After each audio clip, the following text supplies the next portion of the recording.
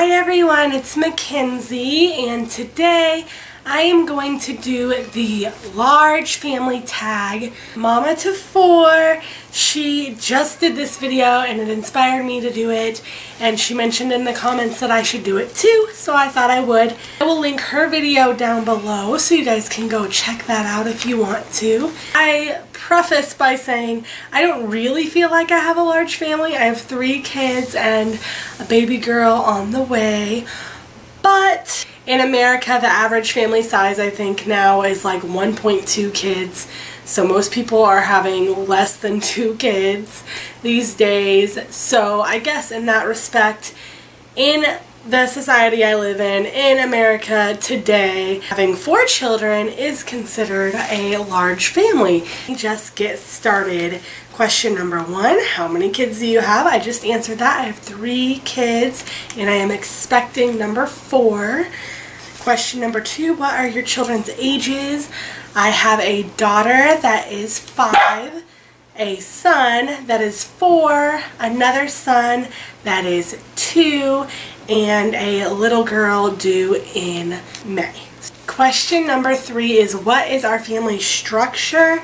That, I'm not exactly sure what that means. The other person that I watched said like maybe like what you guys do for a living. So in that respect, my husband works as an assistant manager, but he also does technology stuff and special projects as his job.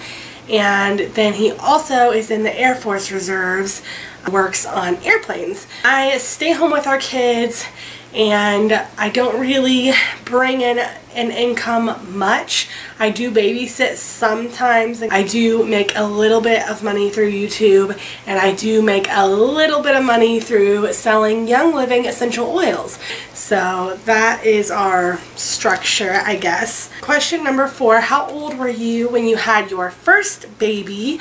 I was 20 years old. Question number 5, are your children planned by you and your husband, or do you leave it up to God?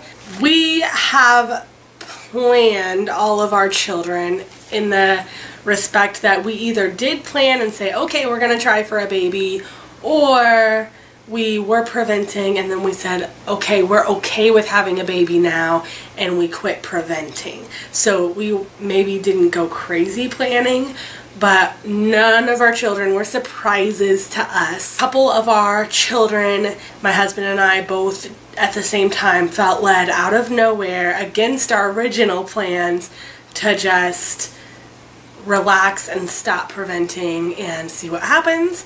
And that is basically what happened with both of our boys. So we do follow God's lead, but we don't practice just no prevention at all. Question number 6, favorite response to your family size. Favorite response is probably the older generation that had several siblings or had several children of their own, and they just want to like reminisce and tell you about how much they loved it. I love hearing those stories. I love people looking back on having large families and cherishing those memories of when they were little. I love hearing that. How do you handle negative comments? I don't really care. If someone says something negative, like, or then maybe they don't even mean it negative, or they're like, oh my goodness, you have your hands full, or I don't think I could ever do that.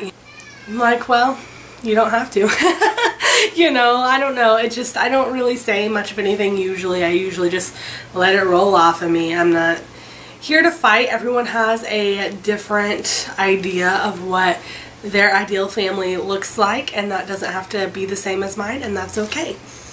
Question number 8, what is the cost of feeding your large family? We budget $600 a month for groceries, but that also includes like all of our toiletries. The actual cost that it is just for groceries is probably less, but then we also have another fund for dining out, so it might even out to be about $600 a month or so. Are you planning on having more children?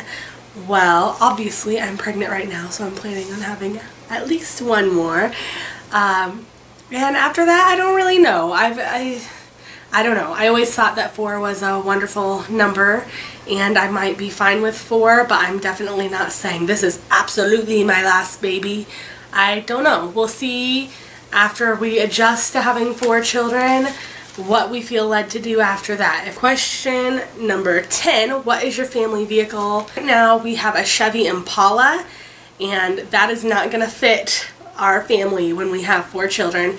We also have a Chevy Trailblazer, so that is going to be our family vehicle until we can afford to buy something different. It is definitely not ideal for 4 kids, but it will at least fit us and we can get by with it. Question number 11, do you ever eat out? I think I already answered that, but yes, we do eat out, and no, we really shouldn't eat out nearly as much as we do, and it's something that we are striving to do better with because it's expensive and honestly, it's just not enjoyable. Question number 12, how much milk do we use per week? We are not big milk drinkers in my house at all. I buy almond milk and I use it for my protein shakes. Sometimes the kids will have a tiny little bit with their cereal, but most of the time they just eat their cereal dry. So honestly, I get like 1 thing of almond milk a week, maybe 2, and they're a ½ gallon. So a ½ gallon to a gallon a week of almond milk is all we use. How many rolls of toilet paper do you go through per day? I have no idea. I don't really keep track of that. Usually I'll just buy like a 24 pack of toilet paper, and when we start getting low I buy more. So I honestly don't know the answer to that question. Question number 14 is, what is your favorite go-to meal? Favorite meal is tacos, but the way I like my tacos, it is not the easiest meal in the world because I like to have chopped up onions and everything else. So probably my easiest meal that I go to would be like sandwiches, honestly, but a lot of times we do things like baked chicken and veggies. We do that often and it's pretty easy. I just put it all in the same pan and stick it in the oven for 45 minutes or so, and there's our dinner. How do you spend one-on-one time with the kids? Go on one-on-one dates with the children once a month on their like birthday day, but my daughter's birthday is October 8th, so on the 8th of every month or close to it, if we have something else going on, one of us will take her on a date and just do stuff they like to do, and it doesn't have to cost a lot. Like we'll walk around Bass Pro with our little boy or whatever. It's not a big deal. Usually we spend less than $5. So 1 date a month, which is one-on-one time. And then also every night I spend time praying for each individual child. So the boys share a room, but I still like get in their bed with them and pray for them and pray specific things over them that they're either going through or that I'm declaring over their lives. And then Evelyn has her room and I go in her room and do it. It's really hard to get one-on-one time throughout the day to day, but praying together. If somebody wakes up early from a nap, I try to be intentional and spend that time with them. And that's really about it. And then just the one-on-one dates. Occasionally we'll just be running a random errand and we'll take one child with us and do that as well, but that's pretty sporadic. It's not really a plan. Just like if we have somewhere to go, we'll usually always take one child with us. How do you manage clutter? Well, I make my children clean up for lunch and before they take a nap and before bedtime and before anybody comes over. Toys have to be cleaned up, and we have a tub system, which I think I've done a video about before, but we have all their toys organized by like type of toy, so they only have one big tub out or 2 little tubs out at a time, so they don't have a lot of toys in their room. They don't have a lot of access to just completely trash the house, so that helps. And then clutter that is from my husband and I try to clean up after meals as best I can. I try to just put things away as I see them, and then usually about once a week or every other week a deep decluttering through the house and make sure there's not something that's just been sitting there for no reason that needs to be put away. Organize, you know, our dresser stuff on top of that or whatever else I see. 17. What do we do for schooling? We are a homeschool family. Kids are still pretty young, but my 5-year-old is doing 1st grade homeschooling. My 4-year-old is doing preschool, and my 2-year-old, I don't really do a whole lot of school type stuff with him yet. Question number 18, how do you manage chaos? I am definitely no expert at managing the chaos. I feel like there's certain little areas in my parenting where I do really good, like organizing the toys and stuff that's really just revolutionized my parenting. And then there's other things that I'm like, I don't know what to do about that. My children get really, really loud. They like to pretend to be cheetahs and chase each other through the house. Try to plan in advance, like overall, you know, if we have something to do, if we're gonna go on a picnic tomorrow, I'm gonna pack our lunch the night before while the kids are in bed. Just make things as easy as possible. If we take the diaper bag out and Nimi has an accident, I try to, as soon as we get home, put those dirty clothes in the laundry and put in a new outfit so that I'm not having to scramble to do the diaper bag, although it does still happen on occasion. I think the chaos in general is just part of having a large family or kids at all, honestly. You can have one kid and it can be pretty chaotic. So sign up for that when you decide to have several children, and we can manage it the best we can manage it, but I don't think it's completely avoidable. So what do you do if you get free time?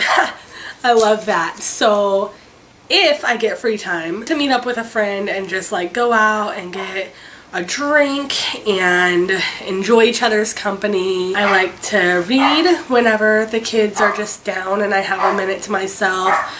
My husband is really pretty good about like noticing when I'm just overwhelmed and stressed, and he is pretty great about giving me a couple hours, do what you need to do, and I have the kids and everything's fine. So sometimes even just like going to the grocery store by myself is a blessing. Sometimes I do get like really special treat of like going and getting a pedicure with a friend or something, but most of the time my free time at home is gonna be reading or watching a show. Most of the time when they're asleep, I'm doing housework, so it's really pretty rare that I actually have like true free time unless my husband gives it to me and says, I got this, you go ahead. And I am so thankful that I do have a husband that does that, because there is no way I could do this all on my own without a break now and then. Number one tip for large family moms is to give yourself a little bit of grace, because everything is not going to be perfect all the time. You're not going to get one-on-one time with every single child every single day or even every single week necessarily. And you know, everything's not always going to get done. You're not always going to have all the laundry done and always going to have the kitchen cleaned. That's just not the way it's going to be. And I'm mostly preaching to myself right now, but I know when you get negativity sometimes from other people, especially about having a large family, sometimes they give you the impression that, well, since you chose to have a large family, you can never ask for help or be overwhelmed because that was your decision, that's what you get, kind of thing. And I say no to that. Everybody gets stressed out, and it's okay to need help. We're not meant to go through this life alone. It's okay to forget about the housework and take everyone to the park just so that they're occupied and you get a breath of fresh air. Give yourself some grace. As long as you are loving your children and you're investing into them as much as you can. Like as moms, we know if we're slacking, if we're dropping the ball truly or honestly just are humans. And it's okay to be a human. It is okay to have everything not be perfect all the time. It doesn't have to be perfect all the time. If your house is perfect all the time, there's probably neglect in your relationship with your children. If you're constantly spending a one-on-one time with your children, there's probably neglect in your household or in your marriage. So it's a balancing act, and it's not going to be great 100% of the time, and you're not going to have good days 100% of the time, but one bad day or one thing getting left undone is not defining you as a parent. You are still an awesome parent. It is hard. Having children is hard, even if it's one child, let alone 3 kids or 4 kids or 10 kids or however many kids you have. So don't stress about it. Try to enjoy this life as much as you can and give yourself some grace. The last question, you guys. Thank you so much for watching, and I don't know who to tag individually, so if you have 3 kids or more and you want to do this tag, go ahead and do it. Say I tagged you. I would love to hear guys' answers. I'd love to see your video responses if you made a video. If not, in the comments below what you love the most about being a large family parent, or if you have a smaller family, tell me what you love the most about your family size, where it is right now.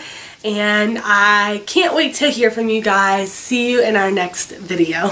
Bye.